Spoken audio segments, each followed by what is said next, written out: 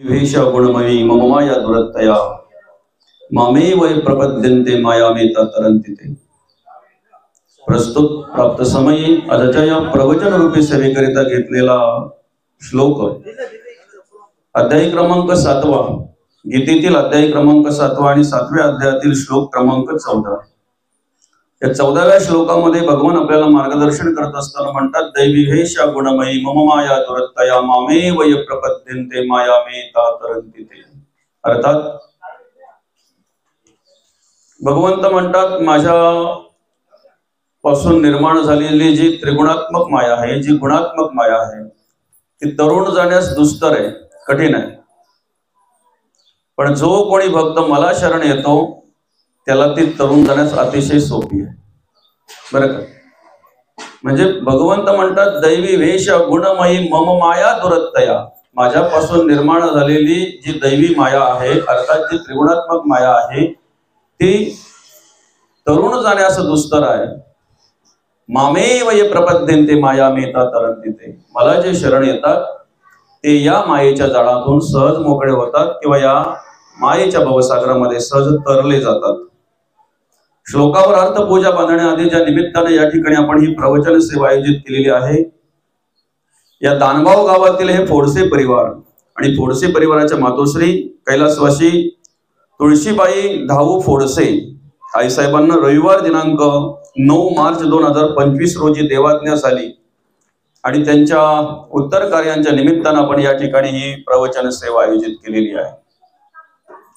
खरं तर आईंच्या पश्चात त्यांची मुलं, अर्थात आमचे मधुकर दादा असतील, विलास दादा असतील, नंदाताई असतील, सुरेखाताई असतील, संपूर्ण हा फोडसे परिवार आपतेष्ट या ठिकाणी खऱ्या अर्थानं ह्या फोडसे परिवारामध्ये कार्य करत असताना आई साहेबांनी आपल्या मुलांवर चांगल्या प्रकारचे संस्कार केले, घराला घरपण देण्याचं काम केलं, अतिशय चांगल्या प्रकारे या ठिकाणी आपल्या मुलाबालांचा सांभाळ केला आणि वयाच्या साधारणतः 80व्या वर्षी आई साहेबांनी तुमचा आमचा निरोप घेतला, त्यांचं वृद्धापकाळाने निधन झालं। या ठिकाणी भगवंत आपल्याला या श्लोकातून मार्गदर्शन करतात आणि मार्गदर्शन करताना म्हणतात, दैवी वेश गुणमयी मम माया दुरत्तया मामे वै प्रपद्यन्ते मायामेता तरन्ति ते। जी माया आहे, सर्वप्रथम त्या मायेची आपण ओळख घेतली पाहिजे। ती कशी आहे? संत म्हणतात, जशी दिसते तशी नसते तिला माया म्हणतात, बरं का। जशी दिसते तशी नसते तिला काय म्हणतात? माया म्हणतात। त्याचं उदाहरण देत असता, त्याची एक ओळख करून देत असताना भगवंत म्हणतात, दसऱ्याचे सुवर्णाचे लाटे लोक म्हणते परी ते काटे, बरं का। दसऱ्याच्या दिवशी आपण ज्या वेळेला आपल्या शेजाऱ्यांकडे, नातेवाईकांकडे, गावामध्ये पाया पडायला जातो, दर्शन घ्यायला जातो, त्यावेळेला खिशे भरून घेतो आपण। कशामध्ये बरं? सोन्यामध्ये, बरोबर की नाही? सोन्यामध्ये आपण खिशे भरून घेतो। ज्याच्या घरी पाया पडायला जातो त्याच्या हातावर टेकतो आपण आणि काय सांगतो? दादा असेल तर बोल तुला चेन कर, ब्रेसलेट कर, नाही ताई असेल तर तिला सांगतो तुला काय झुमके वगैरे काय करायचे असतील ते कर, वहिनी असेल गंठण कर, अमुक कर, तमुक कर, नाही दर्शन घेतो आपण, पाया पडतो। मला सांगा, सकाळी तेच सोनं कुठं पडलेलं असते बरं? रस्त्याच्या बाजूला पडलेलं असतंय, बरं का। त्याच्याही पुढे जाऊ द्या, असं म्हणतात, सोन्याच्या संगतीला चिंधीचं जतन, अशी म्हण होती हो का, सोन्याच्या संगतीला चिंधीचं जतन। आपल्याच घरातली एखादी महिला कुठेतरी कार्यक्रमाला गेलेली असते, ती कार्यक्रमाशी आली की मग जे काही अलंकार असतात तिने कार्यक्रमाला जाण्यासाठी घातलेले ते अलंकार ती काढते बाबा, बरं का, कानातले वगैरे काढते ती, आलं का लक्षात? आणि बाजूलाच एखादा कपडा कुठला पडला असेल ना, त्याची चिंधी काढते आणि मग ती त्याच्यामध्ये गुंडाळून ठेवते, आलं का लक्षात? ते सोनं असते ना, जे अलंकार असतात ते त्या चिंधीमध्ये गुंडाळते आणि मग ती चिंधी काय करते? एका डब्यामध्ये ठेवते। तो डबा एखाद्या चौकोनी छोट्या पेटीमध्ये ठेवते। ती पेटी कपाटाजवळ घेऊन जाते, कपाट उघडते, त्या कपाटाच्या लॉकरमध्ये ठेवते त्या लॉकरला लॉक करते आणि त्या कपाटालाही लॉक करते, बरं का. आता ऐका, नवीन असलेले बाजूलाच खोसलेले कपडे, लावलेले कपडे, त्या कपाटात असलेले कपडे, ते काय बोलतात माहितीये का? ही तुटकी फाटकी चिंदी, जुनं वस्त्र किती सांभाळून ठेवलंय बघा, किती सांभाळून ठेवलंय, किती जपलंय. एका डबीत ठेवलंय, ती डबी पेटीत ठेवली, ती पेटी लॉकर मध्ये ठेवले, त्या लॉकरला लॉक केलंय, त्या कपाटाला लॉक केलंय, किती सांभाळून ठेवलंय. ती चिंदी भाव खाते त्या नवीन कपड्यांना, बोलते आहे का नाही हिंमत आपल्याला? काय नशीब आठवते ते नशीब, सगळ्यांच्याच नशिबात नसते ते. कोण बोलते? चिंदी. तो वस्त्र अर्थात जुनं वस्त्र आहे ना, ते जुना कपडा आहे, ते सगळ्यांच्याच नशिबात नसते ते, बरं का. ते बाईचं पण ध्यान कुठेही जाऊन आली ना, ती पाण्याला गेली तरी पण आल्याबरोबर पहिले कपाटाकडे बघते, लॉक आहे ना व्यवस्थित. कुठेही जरी गेली तरी पहिले ध्यान तिचं कुठं? त्या कपाटाकडे असतं, आहे ना लॉक व्यवस्थित. पण ज्या वेळेला पुढच्या वेळेला तिला कुठेतरी कार्यक्रमाला जायचं येतंय, त्यावेळेला ते कपाट खोलते, लॉकर खोलते, ती पेटी काढते, तो डबा काढते, त्या चिंदीतलं ते सोन्याचं काढून घेते आणि चिंदी अशी फेकते ना, त्याच्याकडे बघत पण नाही कुठे पडले ती, बरं का. मग तेव्हा ते नवीन कपडे बोलतात आपण आहेत त्या जागेवर बरं आहेत. जसं सोन्यामुळे त्या चिंदीला किंमत होती, तिला सांभाळली जायची, तिचं जतन केलं जायचं, तसं आमच्या अंतःकरणामध्ये ब्रह्म आहे म्हणून मायेला किंमत आहे. ब्रह्म आहे म्हणून मायेला किंमत आहे, देव आहे म्हणून देहाला किंमत आहे, बरं का. एकदा देव निघून गेला ना, एकदा ब्रह्म निघून गेलं ना, मग मायेला किंमत शून्य आहे, शून्य किंमत आहे. किती प्रेम करू द्या, किती प्रेम असू द्या, किती काही असू द्या, किंमत शून्य आहे, बरं का. आणि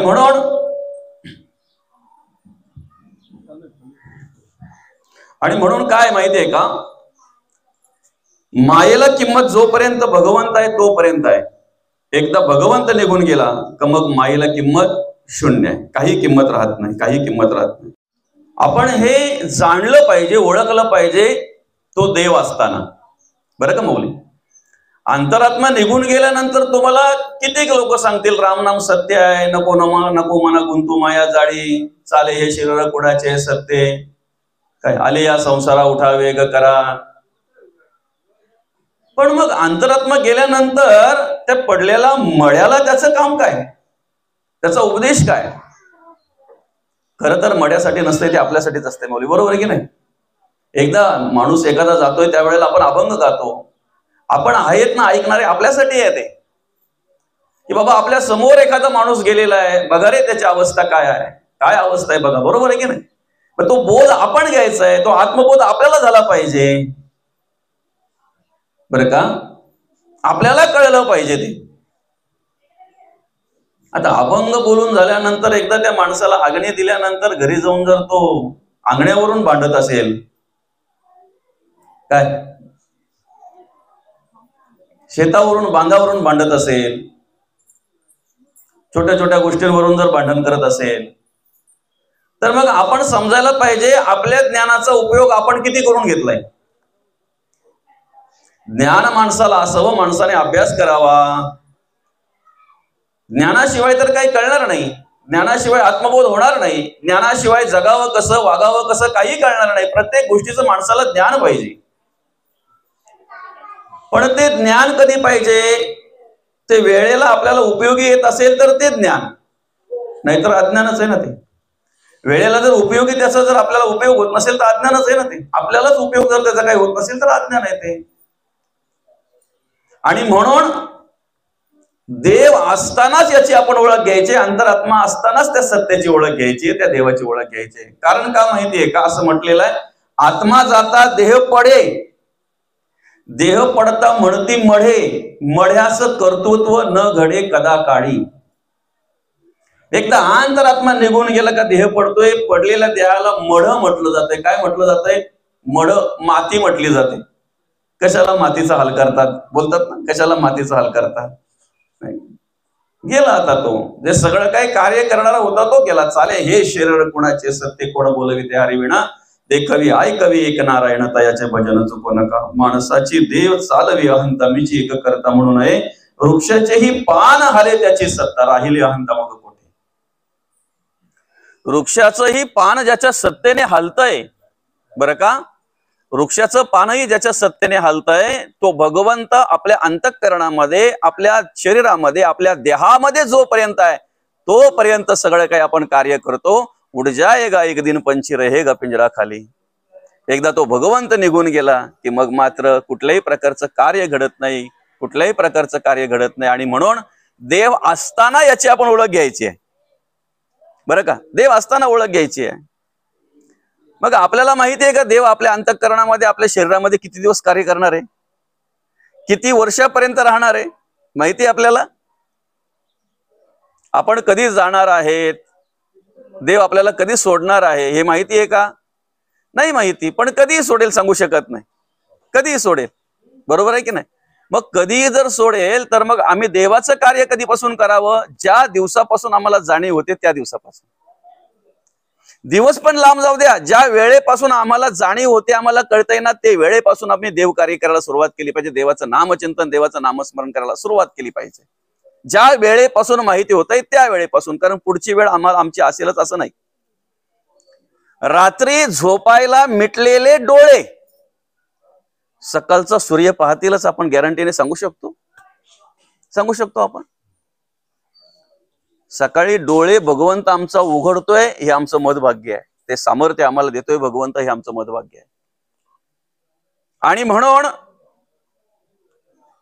तो देव असताना, ते सत्य ब्रह्म असताना ह्या मायेची ओळख आम्ही घ्यायची आहे. माया कशी आहे, देह जाईल जाईल याशी काळ बा खाईल. जोपर्यंत आहे ना भगवंत, तोपर्यंत अंतरात्मा आहे, तोपर्यंत त्या मायेला किंमत आहे.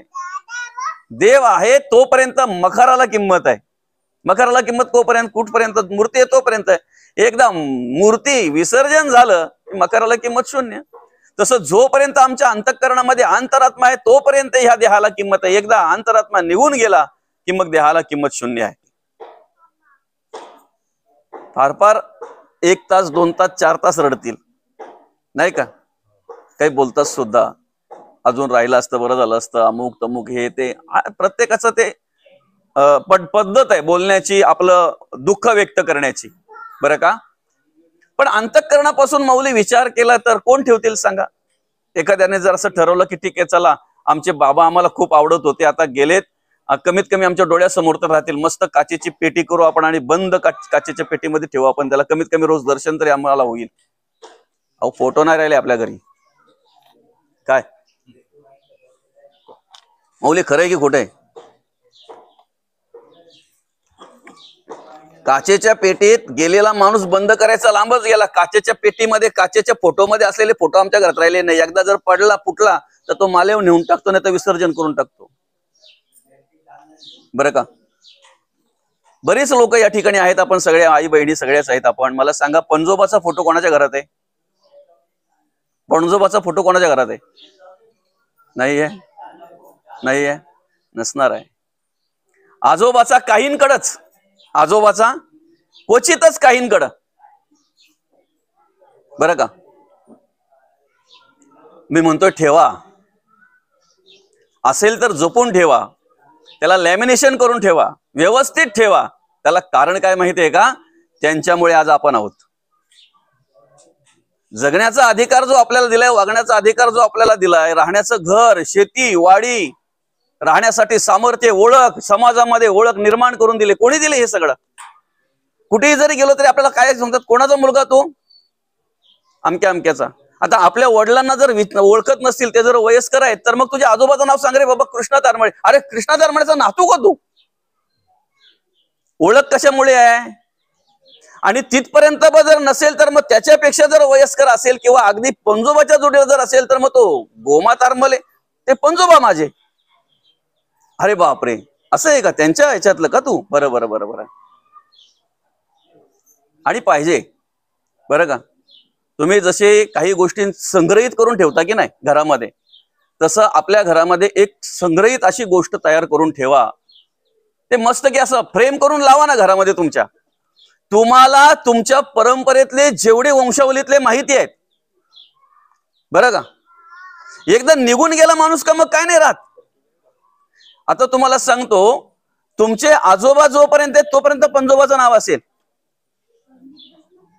पंजोबा जोपर्यंत आहेत तोपर्यंत खापर पंजोबाचं नाव माहिती असेल. हे मंडळी गेल्यानंतर तुम्ही काय करणार आहे? इथे बसलेल्यांपैकी फार फार पंजोबाचं नाव माहिती असेल, फार फार पंजोबाचा. खापर पंजोबाचं नाव कोण किती जण माहिती आहे बरं? खापर पंजोबाचं पाहिजे. आता आपल्याला माहिती नाही, पण उद्या आपल्या मुलांनी आपल्या पंजोबांचं म्हणजे खापर पंजोबांचं नाव सांगितलं पाहिजे. आपले पंजोबा म्हणजे त्याचे कोण? पंजोबाचे वडील, सांगितलं पाहिजे, बरं का. आणि मी हे का सांगतो माहितीये का? त्यांच्यामुळे आपली ओळख आहे म्हणून ते सांभाळलं पाहिजे. आजोबांचा फोटो जर असेल, कुठेतरी पडलेला असेल, कुठेतरी खराब झालेला असेल, त्याला बनवून आणा, व्यवस्थित लॅमिनेशन करून घ्या, लवकर खराब होणार नाही अशा पद्धतीने भरून ठेवा घरामध्ये. ओळख आहे ती आपली. सांगायची रीत काय माहितीये का? सांगायचं महत्व काय माहितीये का? की आपल्या परंपरेमध्ये आपल्याला थोडीफार तरी माहिती पाहिजे ना. मागे काय झालं माहितीये का? असाच एक माझ्या मनामध्ये विचार आला की आज आपल्याला, मला पंजोबांचं नाव माहिती होतं, नाव नाही, माझ्याकडे पंजोबांचा फोटो पण आहे, बरं का, गोमा तारमले. हा फोटो पण आहे माझ्याकडे, मी सांभाळून ठेवलाय तो, आजोबांकडून सांभाळून ठेवलेला आहे तो. त्यावेळेपासून एक आवड होती मला ती, पण ती आता आवड माझ्या कामी आली ना, बरं का. पंजोबांच्या वडिलांचं नाव मी माझ्या आजोबांना विचारून घेतलं. पंजोबांच्या वडिलांचं नाव काय? बाळू. मग तिथे माझ्या मनामध्ये आलं, हे बाळू माझे चुलत आजोबा, बरोबर. त्यांच्या आजोबांचं नाव बालू, हो म्हणे, तसंच होतं. आजोबांचंच नाव नातवाला दिलं, बालू तारमळे आमचा. आता मध्ये माझ्या मनामध्ये असा विचार आला की आपण पंजोबा जर आपल्याला माहिती आहेत, खापर पंजोबा जर आपल्याला माहिती आहेत, तर मग त्यांच्या वडिलांचं नाव माहित होईल का?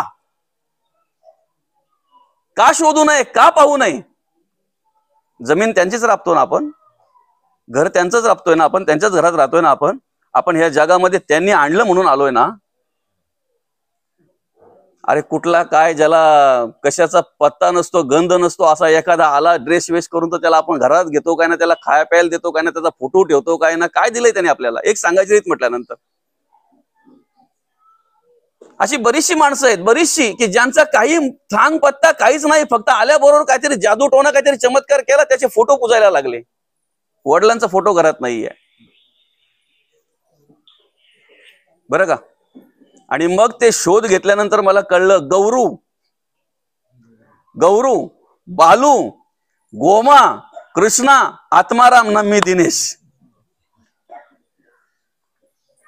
मला असं म्हणायचं नाही की तुम्ही तिथपर्यंत जा. तुम्हाला जेवढं माहिती आहे ना, तेवढं तुमच्या घरामध्ये फ्रेम करून लावून ठेवा, म्हणजे तुमच्या मुलांना कळेल, बाबाचे पंजोबा जर हे होते, बाबाचे आजोबा जर हे होते, तर माझे पंजोबा आहेत.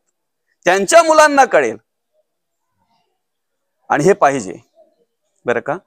घरातला एखादा माणूस जर आपल्या निघून गेला, त्याचा जर फोटो फुटला, पडला, नादुरुस्त झाला, परत बनवा, आणा, ठेवा. आलं का लक्षात? आपल्या मुलाबालांना कळलं पाहिजे, अरे हे माझे पंजोबा आहेत, हे माझे आजोबा आहेत, ओळख आहे त्यांच्यामुळे आपली.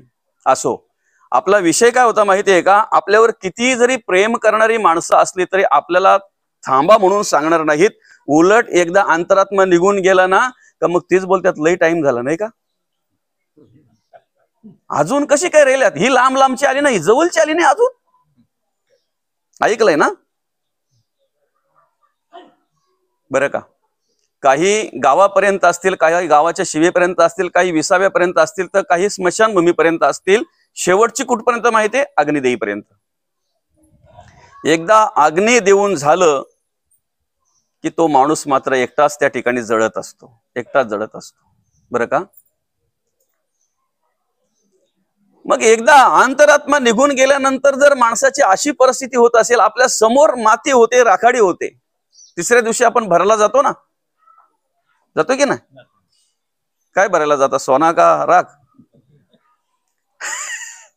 माणूस सोन्याचा जरी असला तरी पण राखच ना, सोन्यासारखा असला तरी राखच. काही फरक आहे का? काहीच नाही. मग आपल्या डोळ्यासमोर जर या सगळ्या काही क्रिया घडतात तर आपण एक विचार केला पाहिजे, मला त्या सत्याची ओळख घ्यायची, त्या ब्रह्माची ओळख घ्यायची अंतरात्मा असताना. तो देव असताना मला देव शोधायचा आहे, देव असताना मला देवाचं कार्य करायचं आहे. कधीपासून? ज्या वेळेला मला कळलं ना त्या वेळेपासून, त्या दिवसापासून नाही, त्या वेळेपासून. कारण कोण काळ येईल कैचा, नाही देहाचा भरवसा. याचा न कळे की भरवसा, जैसे पक्षी दाही दिशा उडून जाते, अशी परिस्थिती आहे माणसाची. कधीही कोणत्याही वेळेला कोणाला कधी ह्या जगाचा निरोप घ्यायला लागेल सांगू शकत नाही. फक्त आपण एवढाच विचार करायचा आहे, तो निरोप घेण्याच्या आधी माझं काही कर्तव्य आहे, मला काही करायचं आहे. ते काय करायचं आहे? क्षणक्षणा हाचे करावा विचार, तरावया पार भव सिंधू, नाशिवंत देह जाणार सकळ, आयुष्य खातो काळ सावधान. आम्हाला काय करायचं आहे? आमचं हित साधायचं आहे. आम्हाला या 84 लक्ष योनीतून सुटायचंय, मोकळं व्हायचंय. आम्हाला या जन्म मृत्यूच्या रहाडगड्यातून सुटायचंय. आम्हाला या संसारूपी भवसागरामध्ये तरुण जायचंय, तरुण जायचंय. बरं का? आता या संसारूपी भवसागरामध्ये जर तरुण जायचंय तर या ठिकाणी बघा, भगवंत आपल्याला या श्लोकातून कशी ओळख करून देतात की ही त्रिगुणात्मक जी माया आहे, भगवंत म्हणतात ही माझ्यापासून निर्माण झालेली आहे, पण तरुण जाण्यास दुस्तर आहे, कठीण आहे.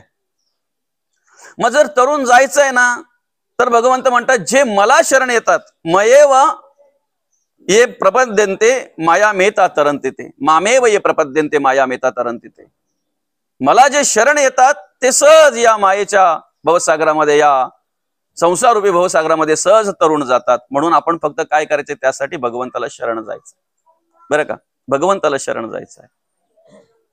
आणि म्हणून मग या ठिकाणी भगवंत म्हणतात, बरं का, एकदा वेळ निघून गेली ना, असं म्हणतात भांडवल गेला का मग धंदा सुचतो. भांडवल आहे तेव्हा धंदा सुचायला पाहिजे ना. काय माऊली? समृद्धीचे बरेच आले, तुमच्याकडे आले की नाही ते मला माहित नाहीये, बरं का.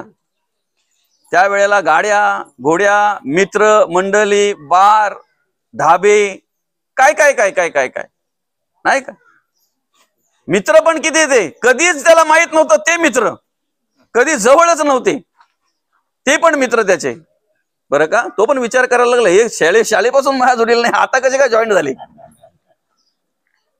सगळं संपल्यावर मग तो एकांतात बसून विचार करतो, अरे एवढे होते तेव्हा जर काहीतरी धंदा बिंदा चालू केला असता, बरं का, आज चांगलं झालं असतं.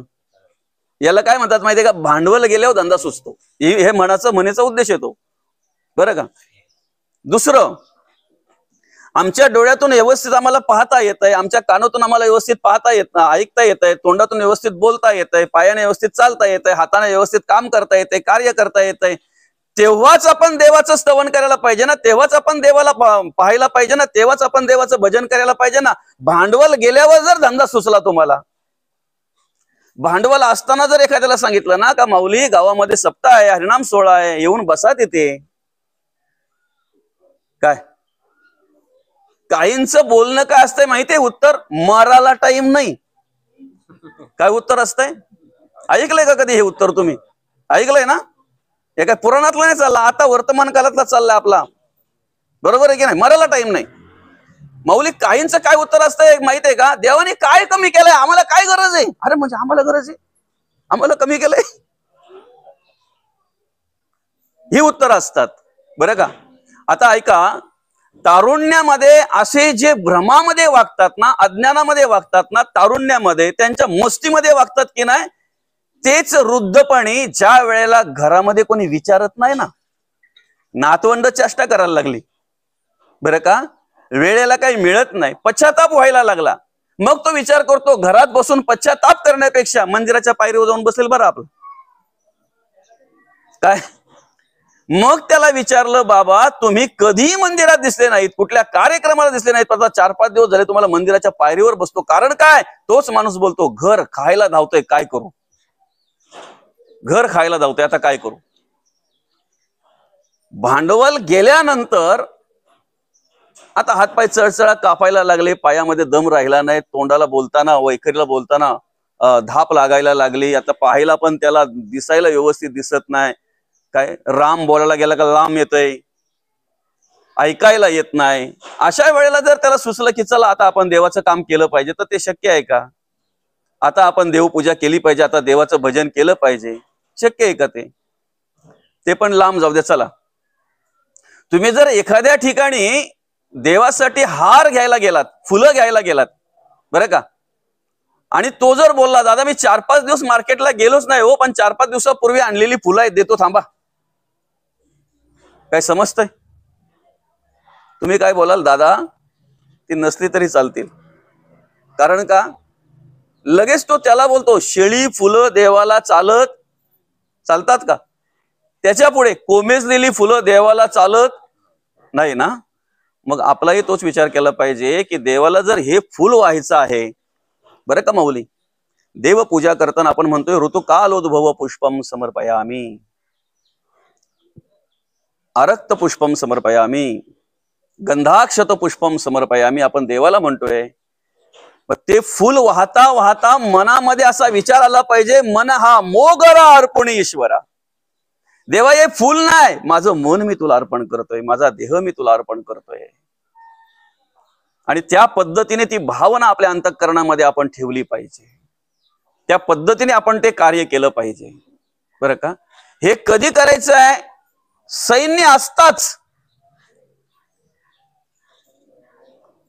शिल्लक आहे आर्थिक कायिक वाचिक मानसिक शिल्लक आहे, डोळ्यातून व्यवस्थित पाहतोय आम्ही, कानातून व्यवस्थित ऐकतोय आम्ही, सर्वांगाने देवाचं कार्य व्यवस्थित आमच्याकडून घडू शकतंय, त्याच वेळेला आम्हाला हे कार्य करायचं आहे. जिथे असाल तिथे जे जमेल ते, हे महत्वाचं आहे बरं का. जिथे असाल तिथे आणि जे जमेल ते,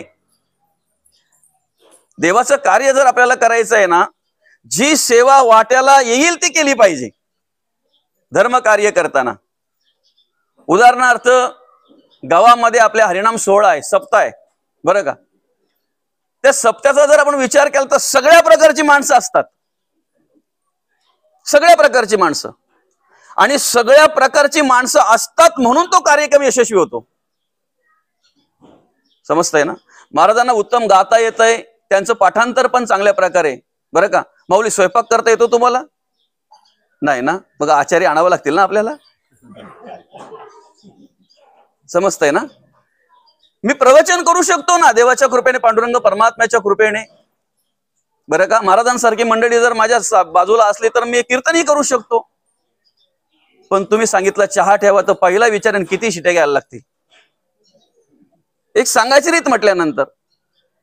म्हणून महत्वाचं काय माहितीये का, नरदेह जो आम्हाला भगवंताने दिलेला आहे ना, तुमच्या वाट्याला जी सेवा येईल ती करा.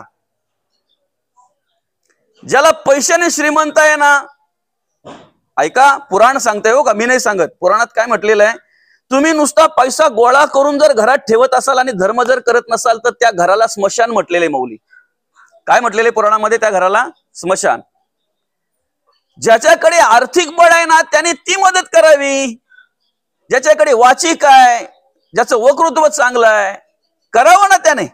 आणि आवड पाहिजे, धर्म कार्य करण्याची आवड पाहिजे. मी माझं स्वतःच सांगतोय ना, मला माईकची एवढी आवड ना, माहिती आहे दादा इथं दादांना पण माहिती, सगळ्यांनाच माहिती, एवढी आवड ना, बरं का माऊली. सुरुवातीला काही लोक भटाला सांगून ठेवायचे त्याला माईक देऊ नको, का माहितीये का, तो स्टेजवर गेला का आमची कमीपणा होते. आणि ती मंडळी मला सांगायची, दिनेश तुझं ना त्यांचं काही वाईट आहे का? म्हटलं काहीच नाही, ते उलट माझ्या घरचे आहेत. मग तरी सुद्धा ते असे का म्हणतात त्याला माईक देऊ नको? म्हटलं तुम्ही शोधा आता का म्हणतात ते. थांबलो का मी? हरिनाम सोहळ्याच्या ठिकाणी सुद्धा जर मी जाऊन बसलो तर त्यांची तल पाहिजे मस्तकाला जाते, माईक घेतो काय होतो. काल्याचं कीर्तन असलं ना का मग ती लोक आरती असली की ते मला उठवायचे, महाराज उठा. मी मोठेपणाने सांगत बरं का, माझं म्हणण्याचा उद्देश काय माहितीये का, मग ते तिथे गेल्यानंतर ती लोक अशी बघत बसायची, अरे याला कशाला उठवलं, अरे याला कशाला उठवलं. मग तुमची पाठ असेल तर तुम्ही येऊन बिलगा, तुम्ही बोला ना. थांबलो नाही. तुमच्याकडे नम्रता असेल ना तर तुम्हाला पुढे घेऊन जाणारा पांडुरंग परमात्मा आहे. थांबलो नाही. जगद्गुरु तुकोबा थांबले नाही म्हणून आज आपल्या घरात आहेत आणि विचारांच्या रूपाने हृदयात आहेत. माऊली थांबले असते तर आले असते ते. आणि खरं अंधश्रद्धा निर्मूलन करण्याचं काम जगद्गुरु तुकोबांनी केलंय. अज्ञान काळाचं पहिलं काम जर कोणी केलं असेल तर जगद्गुरु तुकोबांनी. विषय असा आहे की आम्ही जे करायला पाहिजे ते न करता भलतीकडेच आम्ही जातोय, भलतच काहीतरी करत बसतोय. बरं का. आता आम्ही देवाची पूजा करायला जर मुहूर्त बघत असू, देवाची पूजा करायला, बरं का, देवाचं नामस्मरण करायला जर मुहूर्त बघत असू, तर हे संतांना कितपर्यंत मान्य आहे बरं? एकीकडे माऊली काय म्हणतात, काल वेळ नाम आणि दोन्ही पक्ष पायी. मग कोण शिवसेना ना काँग्रेस, भाजपा ना काँग्रेस, दोन्ही पक्ष म्हणजे काय? शुक्ल पक्ष असो वा कृष्ण पक्ष असो, वद्य असो वा शुद्ध असो, शुद्ध असो वा वद्य असो, तुम्ही कोणत्याही तिथीला नामस्मरण करा रे. उलट आरती जर म्हणायला गेलं तर हिंदवी स्वराज्य संस्थापक राजे शिव छत्रपतींनी प्रत्येक गड अमावस्याच्या दिवशी घेतलेला आहे. प्रत्येक गड अमावस्याच्या दिवशी घेतलेला आहे. आणि आम्ही अमावस्या पौर्णिमा करत बसलोय. महत्वाचा विषय असा आहे की ह्या जाळ्यातून जर आम्हाला निघायचं आहे ना तर सुरुवात तिथून झाली पाहिजे. तुम्ही वार बघून जर नामस्मरण करत असाल, वेळ बघून जर नामस्मरण करत असाल, दिवस शुभ आहे की अशुभ आहे या पद्धतीने बघून जर नामस्मरण करत असाल, तर तुम्ही सांगा तुम्हाला अशुभ दिवशी मृत्यू येणारच नाही का? अशुभ दिनी मृत्यू येणार नाही तुम्हाला? मग माऊली तर म्हणतात यम यम वाप स्मरण भावम त्यजत्यंते कलेवरम तम तमे व्यंती कोणते सदा तद्भाव भाविता. हा काय म्हणतात माऊली? तेवी जितेनी अवसरे जे आवडून जीवी उरे ते मरणाचे मेरे फार हो लागे आणि मरणी जया जे आठवे तो तेची गती ते पावे म्हणून सदा स्मरावे मातेची तुवा. अरे शुक्ल पक्ष असो, कृष्ण पक्ष असो, अमावस्या असो, पौर्णिमा असो, शुभ दिवस असो, अशुभ दिवस असो, भगवंत म्हणतात अखंड आपण देवाचं नामचिंतन केलं पाहिजे, अखंड भगवंताचं नामस्मरण केलं पाहिजे. बरं का. ठाईच बैसोनी करा एक चित्त, आवडी अनंत आळवावा. तुम्ही मंदिरात घरातली कर्म करू शकत नाही, पण तुम्ही जर ठरवलं तर घरात कर्म मंदिरातली करू शकता. मंदिरातली घरात तुम्ही कर्म करू शकता. ग्रंथ वाचन आमच्या घरात होते ना, भगवंताचं नामचिंतन आमच्या घरात होते ना, भजन आमच्या घरात होते ना, हरिपाठ आमच्या घरात होते ना, काकडा आमच्या घरात होतोय ना. मंदिराचं रूपांतर, घराचं रूपांतर तुम्ही मंदिरामध्ये करू शकता, पण हे कोणाच्या हातात? आमच्या हातात. परमार्थाला जर सुरुवात करायची असेल ना, परमार्थ जर करायचं असेल तर आम्ही किती सूक्ष्म लक्ष दिलं पाहिजे, किती बारीक लक्ष दिलं पाहिजे. आपला विषय काय होता माहितीये का? तुमच्या वाट्याला जे काम आलं, तुमच्या वाट्याला जी सेवा आली, ती सेवा नम्रतेने करा तुम्ही. तुम्हाला पांडुरंग परमात्मा कधीच काही कमी पडून देणार नाही, कधीच काही कमी पडून देणार नाही. बरं का. माऊली 4 दिवसाचा जर हरिनाम सोहळा असेल, 3.5 दिवसाचा जर हरिनाम सोहळा असेल, तर 3 दिवस आम्हाला बोलवावी लागतात मंडळी. खरंय की खोटं आहे? अर्धा मंडप पण आमचा भरत नाही. काल्याच्या दिवशी सुरुवातीला नाही,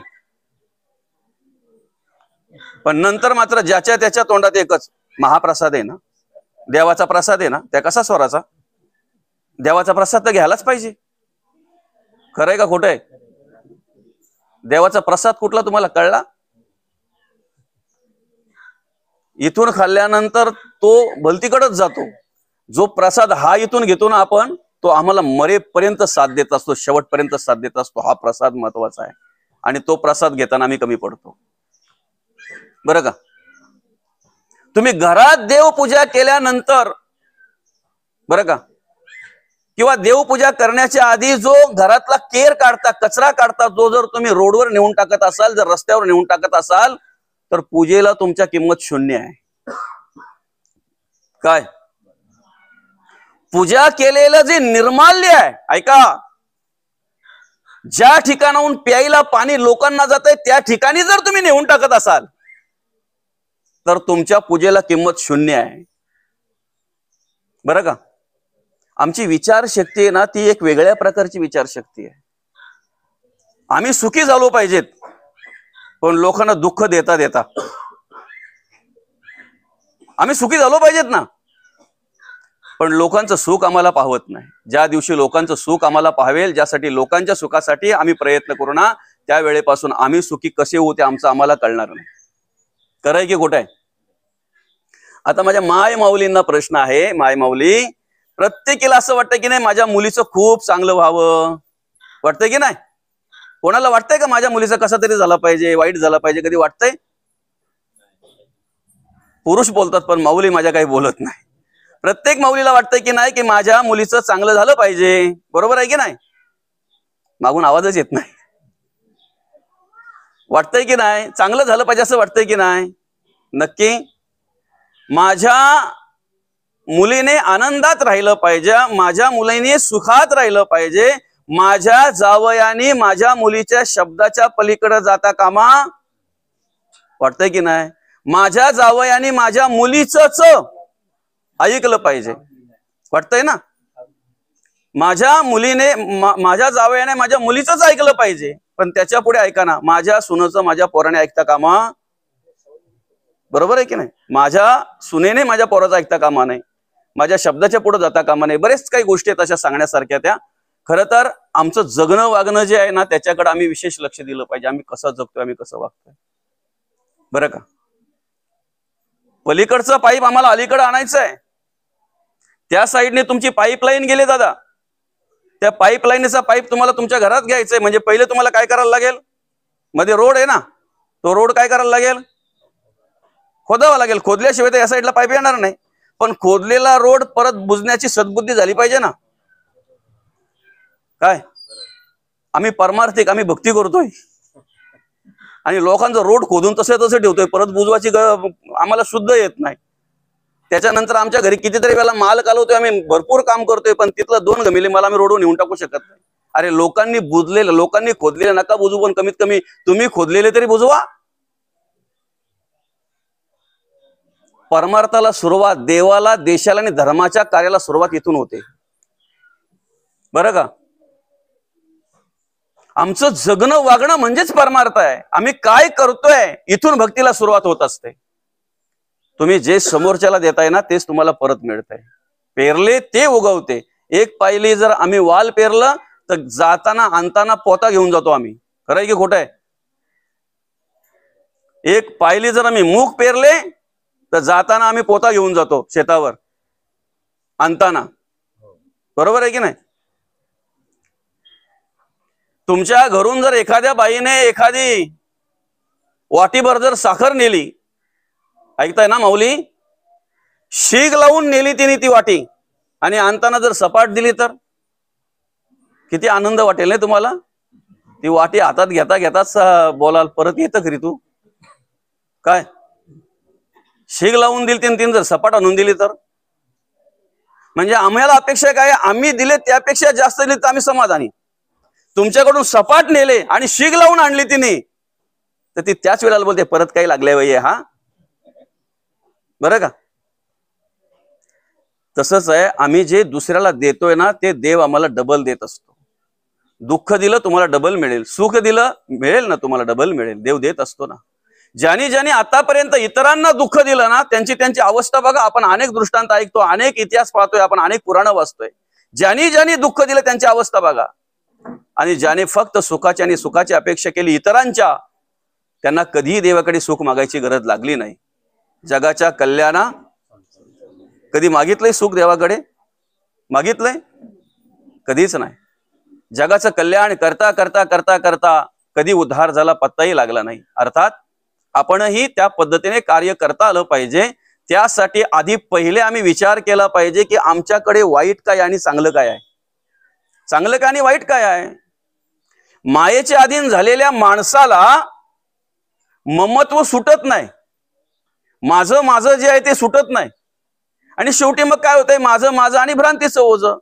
माता प्रपंचाचे ओझे घेऊन म्हणे माझे माझे, बुडताही न सोडे पुंजे कुळाभिमान. बुडतही तरी सोडत नाही. किती सोपं सांगितलंय बघा ना ह्या श्लोकामध्ये. दैवी वेशा गुणमयी मम माया दुरतया मामे वय प्रपद्यंते माया मेता तरंतिते. भगवंत म्हणतात या मायेच्या जाळामध्ये, या मायेच्या भवसागरामध्ये असे काही भोवरे आहेत दादा, की एखाद्या वेळी तुम्ही पाण्यामध्ये किंवा एखाद्या नदीच्या भोवऱ्यामध्ये सापडलात, हातपाय जर हळवले, प्रयत्न जर केलात, तर कदाचित त्या भोवऱ्यातून तुम्ही सुटाल. पण या मायेच्या भवसागरामध्ये असे काही भोवरे आहेत की हजारो वर्ष तपश्चर्या करणारे सुद्धा गेले, हजारो वर्ष तपश्चर्या करणारे गेले, मोठमोठे गेले, रथी महारथी गेले. आलं का लक्षात? देवांचा राजा असलेला इंद्र, बरं का, देवांचा राजा असलेला इंद्र भग पडली ना, कुठल्या भोवऱ्यात सापडला तो? आणि त्याच भोवऱ्यात जर आज आम्ही सापडत असू तर सांगा आमच्या ज्ञानाचा आम्ही किती उपयोग करून घेतला? आपला विषय काय? माणसाने अभ्यास केला पाहिजे, भरपूर वाचन पाहिजे माणसाचं, माणसाकडे भरपूर ज्ञान पाहिजे, पण त्या ज्ञानाचा उपयोग आम्ही आमच्या स्वतःसाठी किती होतो याचा विचार केला पाहिजे ना. त्या ज्ञानाचा उपयोग आम्ही स्वतःसाठी करून घेतो का? आमचं जगणं वागणं जर अजून जर सुधारलं नसेल तर आम्ही स्वतःला परमार्थिक समजून कसं चालेल?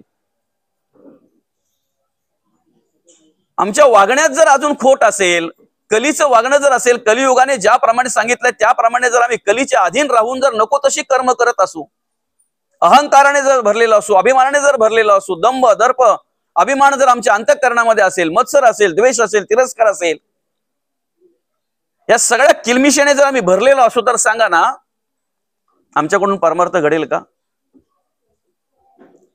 एखाद्या डब्यामध्ये जर समजा तेल आहे, गोडे तेल, आणि त्याच डब्यात जर आम्हाला साखर ठेवायची तर पहिले काय करायला लागणार आहे? असं चालेल का? अर्धा डबा तेलाचा भरलाय, वरती साखर ठेवून देऊ, साखर काढून घेऊ, नंतर तेल येईल काढता? चालेल? आमच्या अंतःकरणामध्ये जर देवाचे विचार ठेवायचे, आमच्या मनामध्ये जर देवाचे विचार ठेवायचे, जर परमार्थ भक्ती जर करायची तर पहिली घाण आम्ही काढली पाहिजे ना. काय सोपं आहे ना, पहिली घाण आम्ही काढली पाहिजे. आमच्या घरात जर आम्ही कचरा ठेवत नाही तर आमच्या मनात का कचरा ठेवतोय आम्ही? आम्हाला माहिती आहे घरात जर कचरा ठेवला तर ते अवदशेचे लक्षण आहे. घरात जर आमच्या कचरा ठेवला तर ते चुकीचं आहे. मग आमच्या मनात कचरा आहे जो आहे त्याच्याविषयी आम्ही काय विचार करत नाही की आमच्या मनातही कचरा नको म्हणून? आणि हे कार्य जगद्गुरु तुकोबांनी केलं, मनातला कचरा काढायचा विचार, मनातला कचरा काढायचं कार्य जगद्गुरु तुकोबांनी केलं. जो मनामध्ये माणसाचा कचरा होता ना तो काढण्याचं काम जगद्गुरु तुकोबांनी केलं. तुम्हाला जर तिथे साऊंडचा त्रास होत असेल तर थोड्या इकडे सरका बरं का. त्रास होत असेल तर, नसेल तर राहू द्या. आम्हालाही तेच कार्य करायचं आहे. पहिले आमचं अंतःकरण आम्हाला स्वच्छ करायचं, आमचं मन स्वच्छ करायचं आहे. मन हा मोगरा अर्पणी ईश्वरा, पुनरपी संसारा येणे नाही. सुटायचंय ना आम्हाला. मग या भोवऱ्यामध्ये सापडता कामा नये. या एक एक लाट अशी आहे की त्याच्यामध्ये सापडता कामा नये. एक एक जलचर कशी आहेत बघा ना. एक वेळ ऐका, जर धडपड केली ना आम्ही जर चतुर असलो, हुशार असलो ना तर त्या मगरीच्या तावडीतून सुटू शकतो.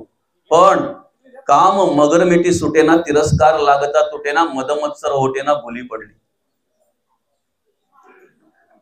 वासना दामीन पडली गळा घालून वेंटाळे वमी गरळा, जिव्हा लाली वेळोवेळा भयानक.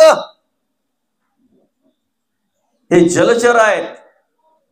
ह्या गुणमयी भवसागरातले जलचर आहेत. ही जलचर आम्हाला तोडून खातात, फाडून खातात, आमचं आम्हाला कळत नाही बरं का. मगर काय करते माहितीये का? एखाद्या माणसाला जर नेला ना आतमध्ये नेऊन सगळं रक्त शोषून घेते.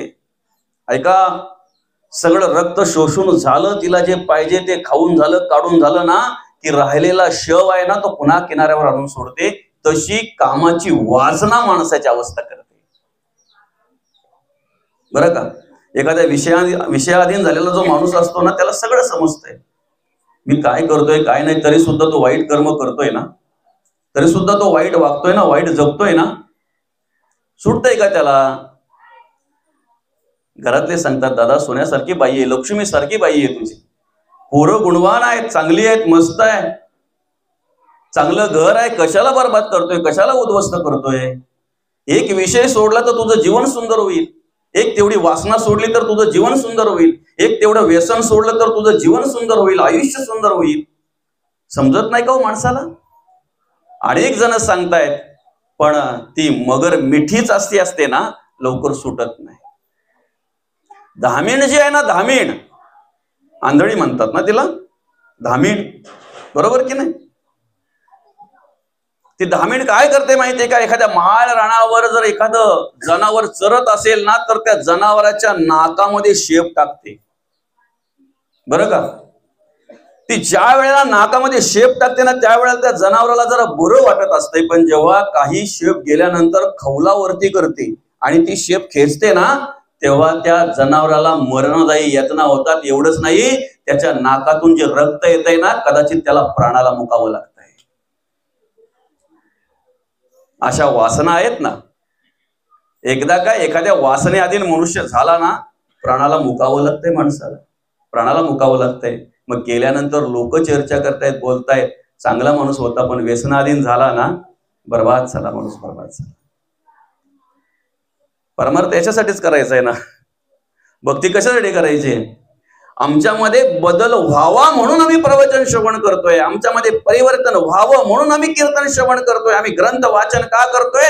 बदल व्हावा, परिवर्तन व्हावा म्हणून आम्ही ग्रंथ वाचन करतोय. मला सांगा, ग्रंथ वाचन करूनही, कीर्तन प्रवचन श्रवण करूनही जर आमच्यामध्ये परिवर्तन होत नसेल तर आम्ही काय करतो याचा विचार आम्हीच करायला पाहिजे. परिवर्तन जर होत नसेल तर आम्ही काय करतो याचा विचार आम्हीच करायला पाहिजे ना.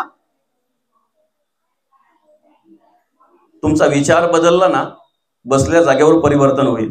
फक्त विचार बदलला पाहिजे. आपण काय बोलतो, त्या माणसाचे विचार वाईट आहेत. संत तेच बोलतात ना, माणूस कुठलाच वाईट नाही, प्रत्येक माणूस चांगला आहे. त्याच्याकडे असलेले विचार, त्याच्याकडे असलेले कर्म, त्याच्याकडे असलेले गुण वाईट आहेत. विचार बदला, बसल्या जागेवर परिवर्तन झाल्याशिवाय राहणार नाही. बसल्या जागेवर. एक कुंभार दादा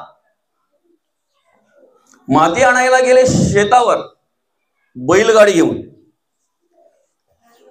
माती खोदता खोदता विचार करायला लागले, एवढी माती खोदली, एकही खडा लागला नाही. नरम माती आहे, चांगली माती आहे, ही जर भिजवली तर अजून चांगली होईल. बरं का?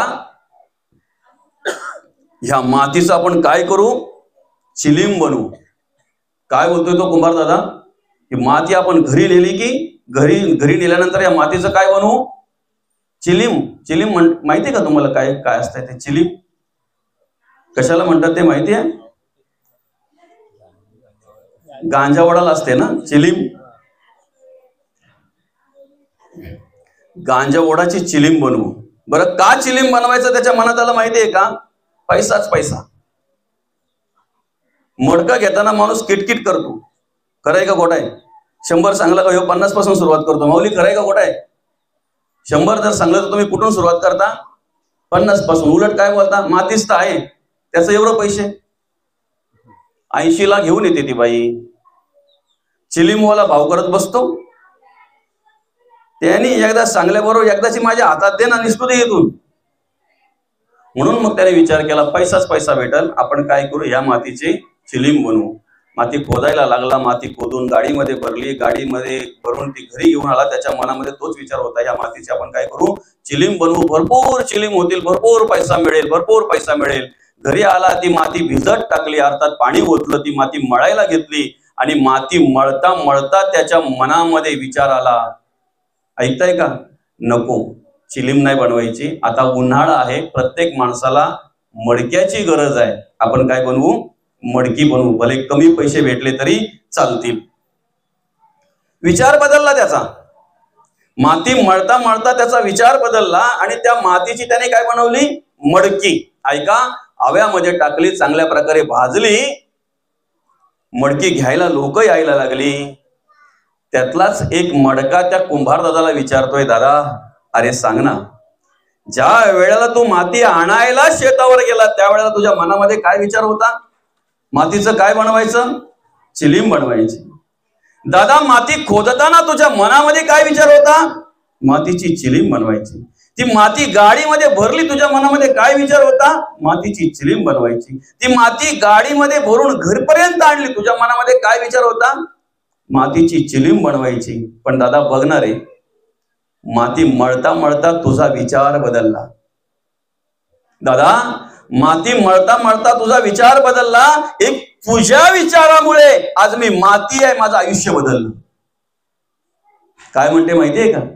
जर चिलीम बनवली असती ना दादा, ज्याच्या हातात गेली असते ना, मी तर जळलेच असते, पण ज्याच्या हातात गेली असती त्यालाही जाळलं असतं. आज मडका बनवला, ज्याच्या घरात जाते ना, मीही थंड असते आणि त्यालाही थंड करून टाकते. एक विचार बदलला तर आयुष्य बदललं गेलं. आमचंही आयुष्य बदलेल, फक्त विचार बदलला पाहिजे. आम्ही आमच्याच विचारावर ठाम असतो ना. आजा गेला पंजा गेला, बाप मसने गेला ना, देखत देखत ना